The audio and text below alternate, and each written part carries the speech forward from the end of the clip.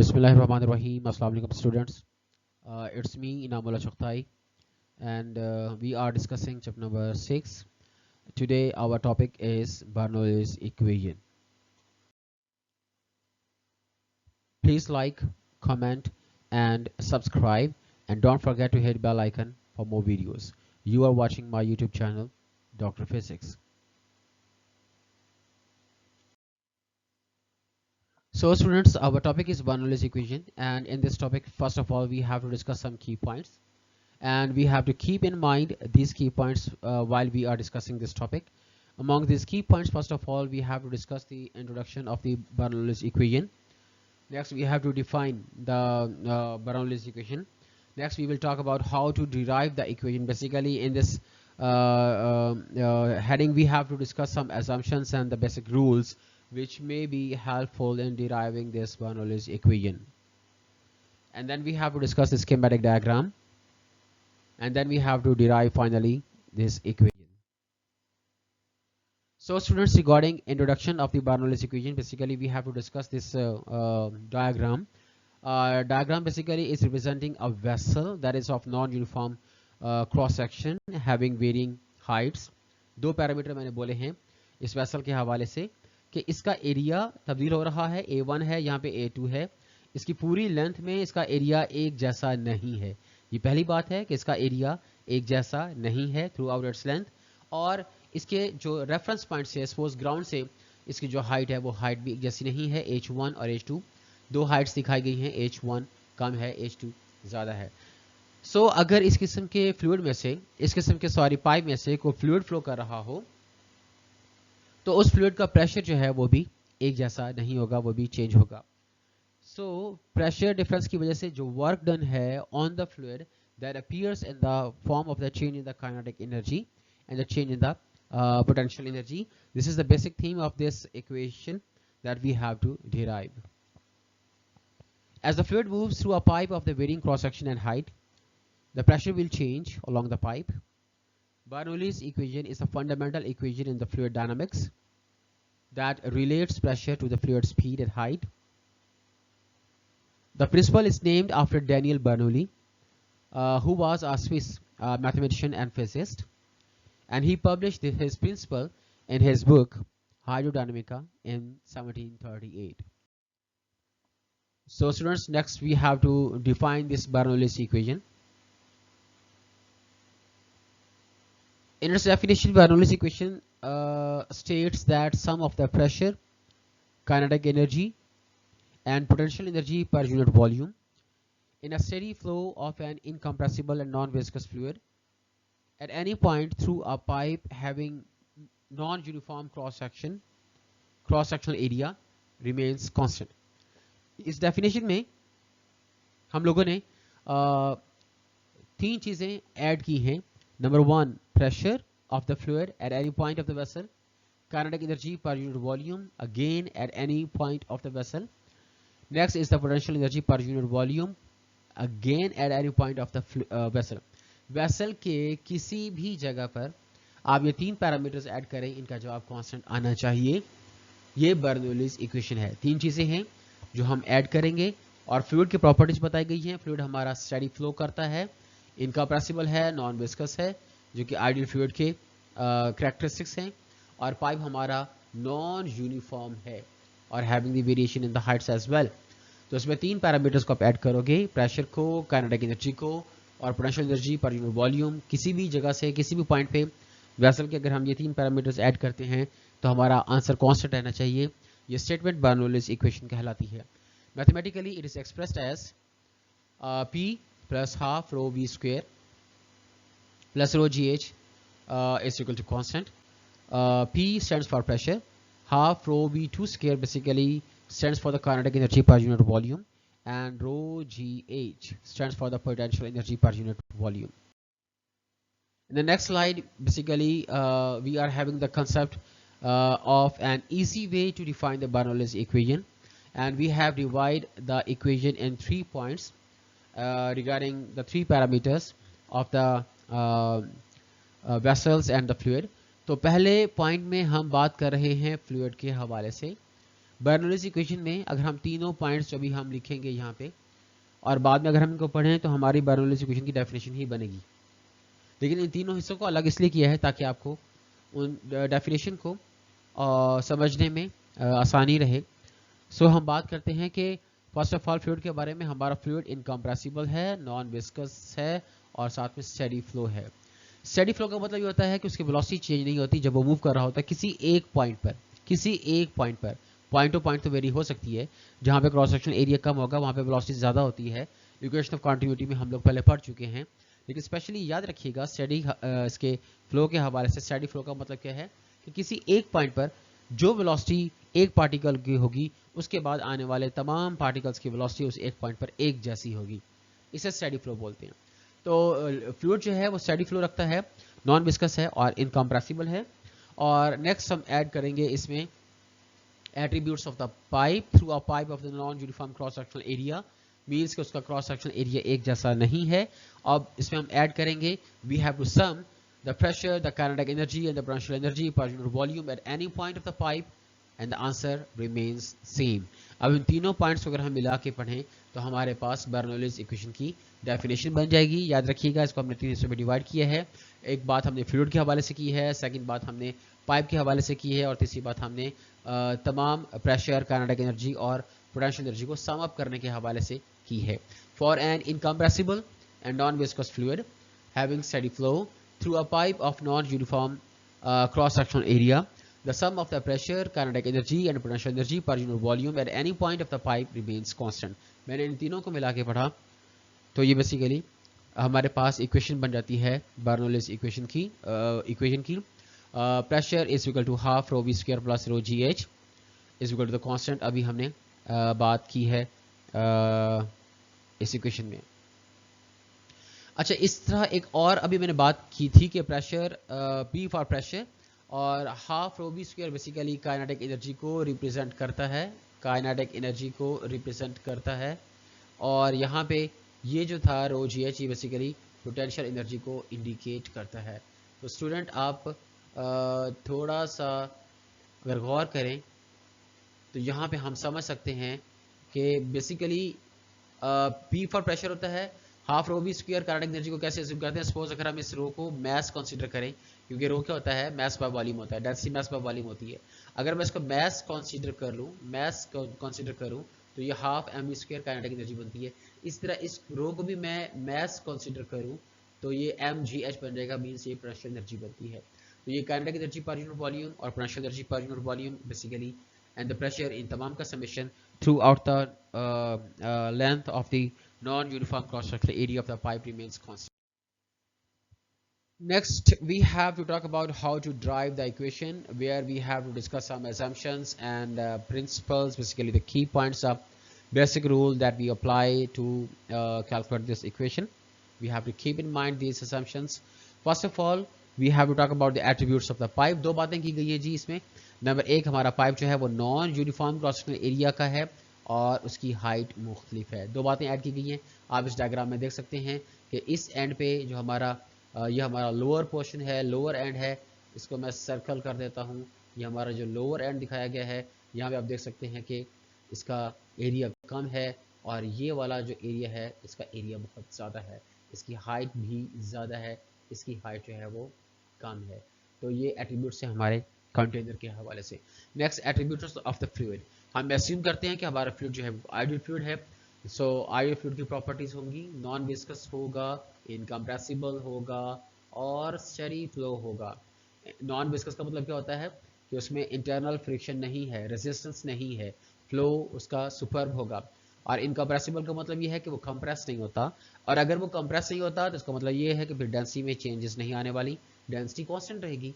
और steady flow का मतलब क्या होता है, अभी हमने डिस्कस किया था। स्टेडी फ्लो का मतलब ये होता है कि velocity does not change at a point with in the vessel. किसी भी एक पॉइंट पे कि एक पॉइंट को दूसरे पॉइंट के साथ कंपेयर नहीं करेंगे। अगर हम सपोज हम इस पॉइंट की बात करते हैं जहाँ पे ये मैंने स्पॉट लगाया है, अगर हम इस पॉइंट की बात करते हैं तो इस पॉइंट पे जितने भी पार्टिकल्स होंगे उन तमाम की वेलोसिटी एक जैसी होनी चाहिए। ये है स्टेडी फ्लो का मतलब। Second one, third one, the basic idea, law of conservation of energy in the form of the work energy theorem. जब नंबर 4 में आपको याद होगा वर्क एनर्जी प्रिंसिपल हम लोगों ने पढ़ा था, हम उसी वर्क एनर्जी प्रिंसिपल को that is the form of the law of conservation of energy, याद रखिएगा, अप्लाई करेंगे in the derivation of this equation. और वो वर्क एनर्जी प्रिंसिपल बेसिकली क्या था? वो वर्क एनर्जी प्रिंसिपल था कि work done is equal to the change in the kinetic energy. लेकिन हम यहाँ पे कह रहे हैं कि work done basically is equal to the change in the kinetic energy plus change in the potential energy. ऐसा क्यों कहा? क्योंकि जो वर्क डन है ऑन द फ्लूइड बेसिकली दो तरह से वो सामने आएगा।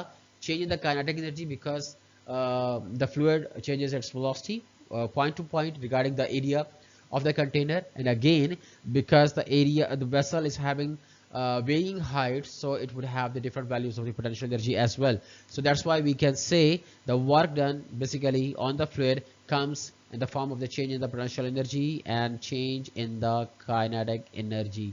ये दोनों तरह से ये सामने आएगा वर्क डन। ये बेसिक इक्वेशन है, याद रखिएगा, हम इसको यूज करेंगे in the deriving this equation. Schematic diagram में हमें अगेन एक कंटेनर दिखाया गया है। इस कंटेनर में इस वेसल या पाइप के अंदर डिफरेंट एरियाज दिखाए गए हैं। हम वन बाय वन इनको हाईलाइट करते हैं। और ये सबसे पहले हम अपर एंड, ये वाली साइड अपर एंड के लिए है, और ये पोर्शन जो है वो हमारा लोअर एंड के लिए हम यूज़ कर रहे हैं। अब यहाँ पे लोअर एंड पे हमने फोर्स दिखाई है F1, और आप जानते हैं ये फोर्स F1 कैसे डिराइव की गई है, बिकॉज प्रेशर को बाय डेफिनेशन आगे जाके हम दोबारा लिखेंगे। प्रेशर क्या होता है? फोर्स पर यूनिट एरिया होता है, फोर्स पर यूनिट एरिया होता है। तो फोर्स क्या बन जाएगा? फोर्स बन जाएगा PA। तो पॉइंट 1 के लिए या लोअर एंड के लिए यहाँ पे सारे पैरामीटर्स हमारे 1 1 होंगे, तो F1 की बात करते हैं। F1 इज इक्वल टू P1A1। इसी तरीके से हमारे पास F2 है, दैट इज P2A2। उसके बाद एरिया A1 यहाँ पे दिखाया गया है, दूसरी तरफ एरिया A2 दिखाया गया है। और नेक्स्ट H1 हाइट हमारे पास लोअर एंड पे है, अपर एंड पे हमारे पास हाइट ज़्यादा है, H2 है। उसके बाद डेल्टा X1 है। डेल्टा X1 क्या है? ये डिस्टेंस है। इसको याद रखिएगा, ये डिस्टेंस क्या है?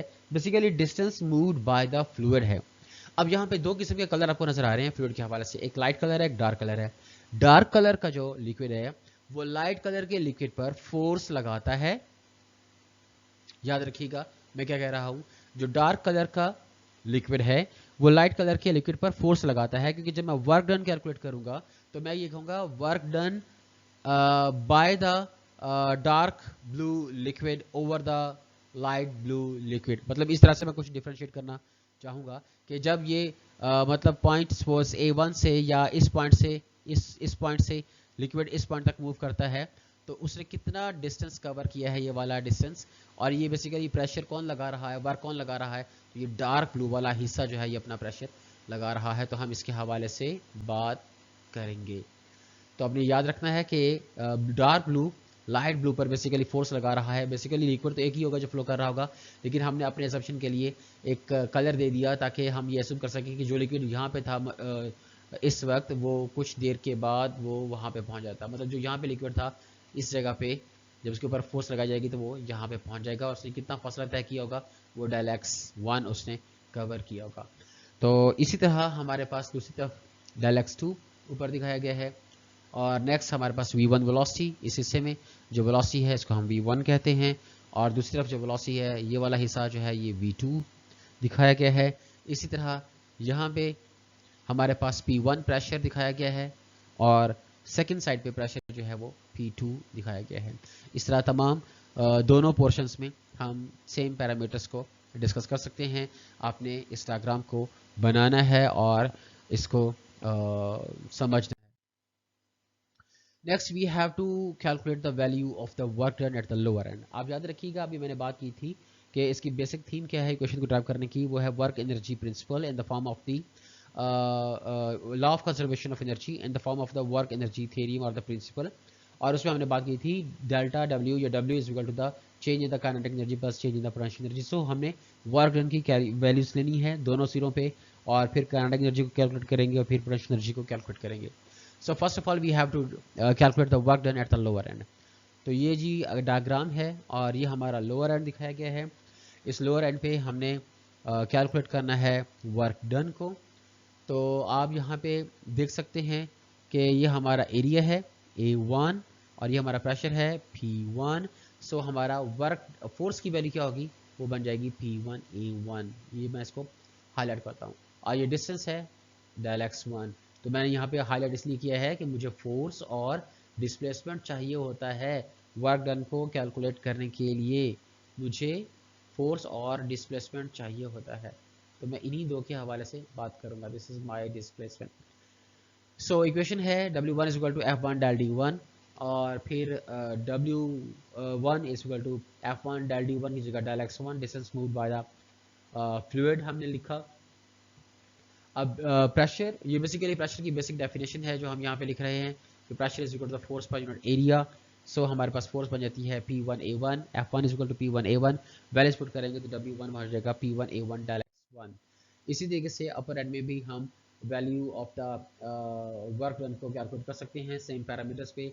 यहाँ पे भी हमारे पास जो फोर्स होगी F2 वो P2A2 होगी, डिस्टेंस डेल x1 होगा, ये डिस्टेंस है जो दिखाया गया है, डेल x2 जो लिक्विड यहाँ से लेके यहाँ तक मूव करता है, और यहाँ पे फोर्स होगी अगेन P2A2 होगी। अब यहाँ पे हमने W2 को नेगेटिव दिखाया है। नेगेटिव क्यों दिखाया है कि जो P2 है वो अपोजिट डायरेक्शन में पुश करता है लिक्विड को, लेकिन जो लिक्विड है उसकी वेलोसिटी फॉरवर्ड है। ये पॉइंट याद रखिएगा कि P2 जो लिक्विड है डार्क ब्लू वाला, नो डाउट वो हर तरफ से प्रेशर बिल्डअप कर रहा होगा, लेकिन वो आने वाले लिक्विड पे, इस लाइट ब्लू वाला आने वाला लिक्विड है उस पर P2 अपनी फोर्स लगाएगा। अब P2 की डायरेक्शन देखें और वेलोसिटी जो देखें लाइट ब्लू वाले लिक्विड की फ्लो की जो वेलोसिटी दिखाई गई है ये बिल्कुल अपोजिट डायरेक्शन में है।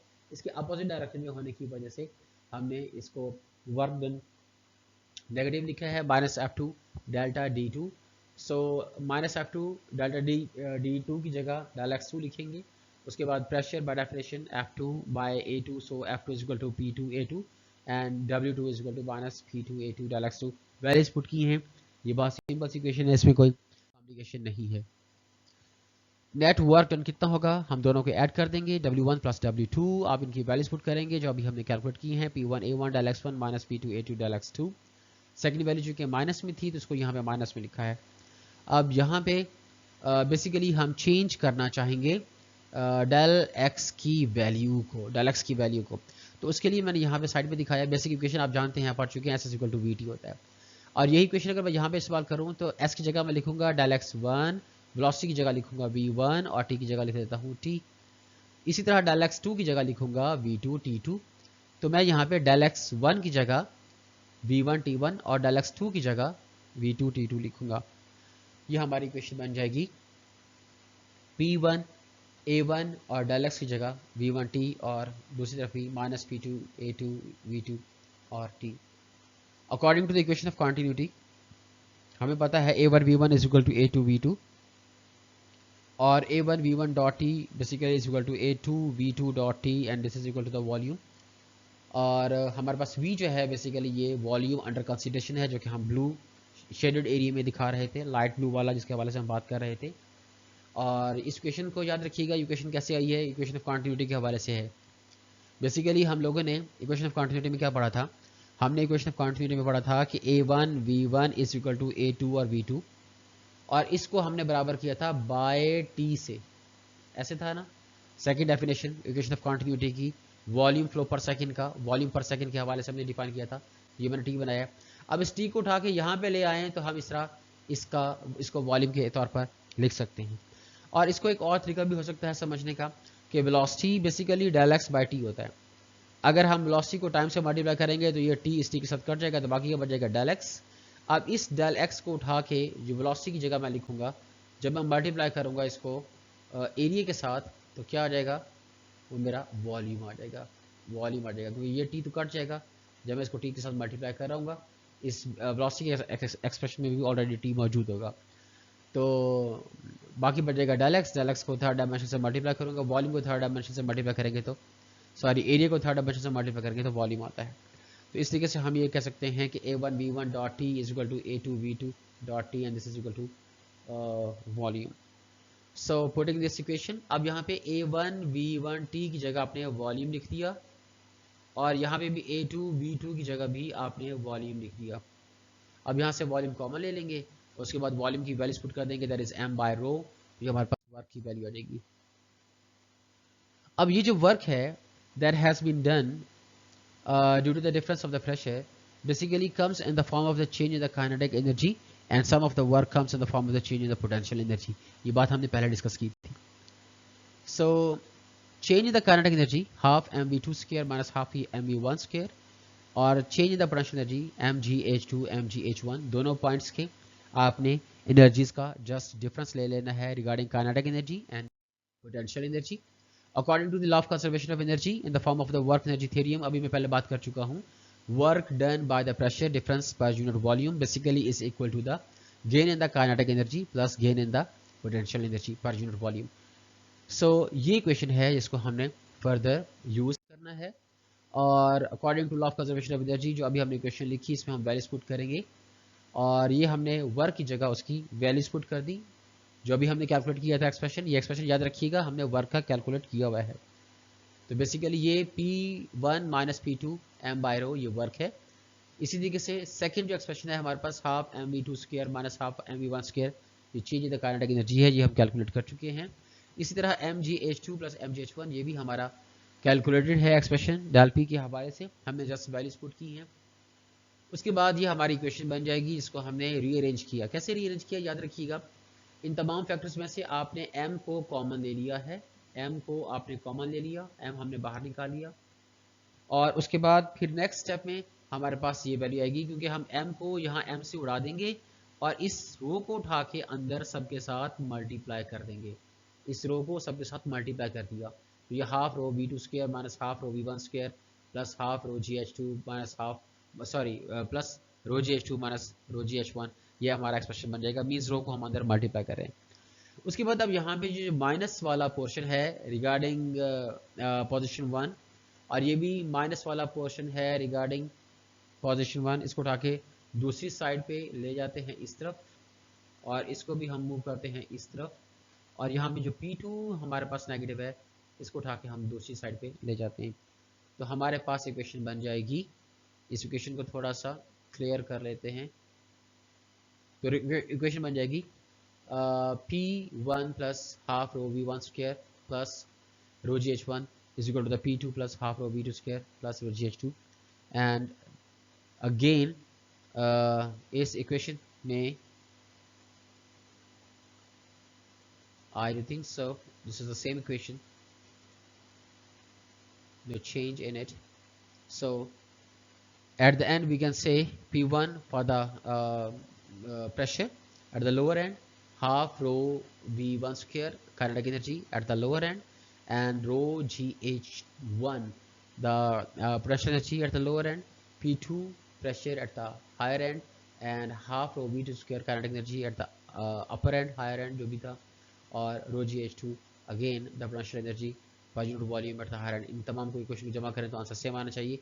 Means P is equal to half rho V2 square plus rho GH is equal to the constant value. So this is the equation, the end of this equation that we have done.